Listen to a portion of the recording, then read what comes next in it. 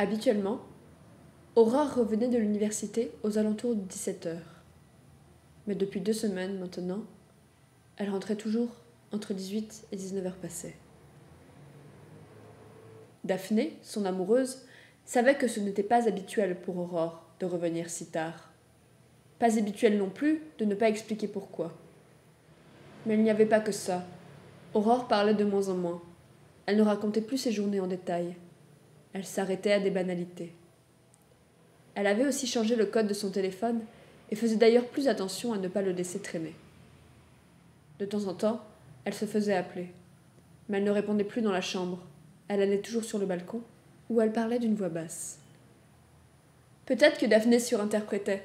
C'est ce qu'elle se disait en tout cas pour ne pas s'inquiéter.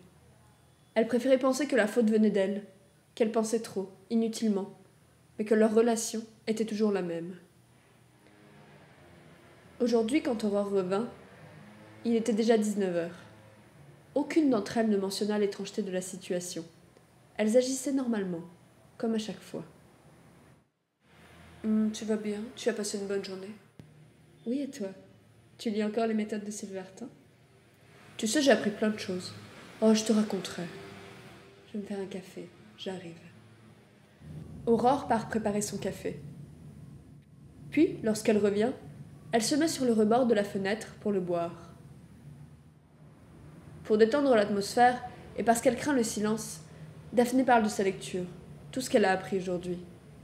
Même si Aurore n'est pas très répondante, elle sourit de temps en temps, toujours avec ce même sourire, amoureux. Daphné se sent rassurée. C'est alors que le téléphone sonne. Aurore quitte la pièce pour répondre. Daphné n'avait jamais fait ça, mais cette fois-ci, sûrement trop inquiète, elle se colle à la porte pour écouter. À l'autre bout du fil, c'est un homme. Allô? Allô, Aurore? Tu as réfléchi à ma proposition de tout à l'heure? Monsieur, je suis désolée, mais Qu'est-ce qu'il y a? je ne veux pas. Vous êtes très gentil et c'est toujours très intéressant de discuter avec vous, mais... Enfin, Aurore, une fille aussi mature que toi. Mais qu'est-ce que tu racontes? Je suis désolée, je refuse. Je ne veux aucune relation intime avec vous. T'es vraiment une petite conne, j'en reviens pas. Mais quelle petite pute! Pour qui tu te prends?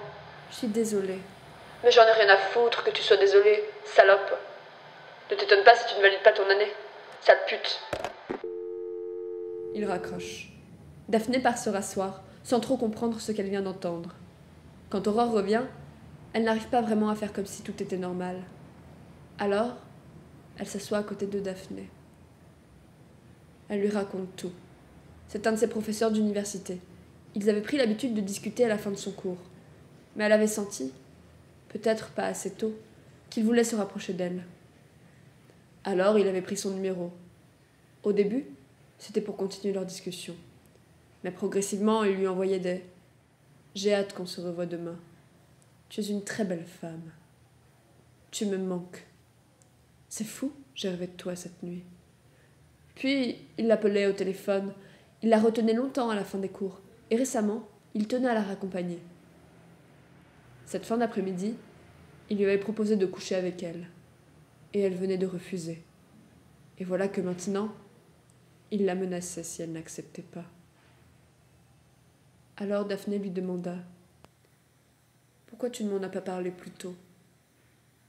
J'avais honte. C'est pas à toi d'avoir honte.